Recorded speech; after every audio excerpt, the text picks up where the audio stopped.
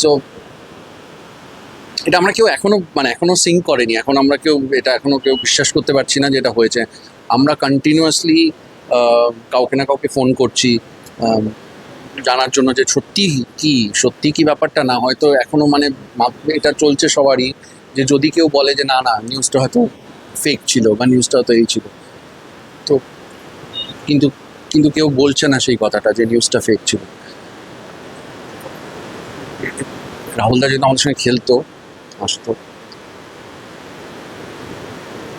খুব ভালো লাগার একটা মানুষ, সুতরাং সেখানে ইন্ডাস্ট্রির লস কি না লস সে তার থেকে বড় কথা আমাদের সবার খুব প্রিয় তো একজন ছিল। আর আমার মনে হয় যে লোকেরা ওনাকে খুব ভালোবাসতেন, বিকজ ভীষণ ভালো অভিনেতা ছিল।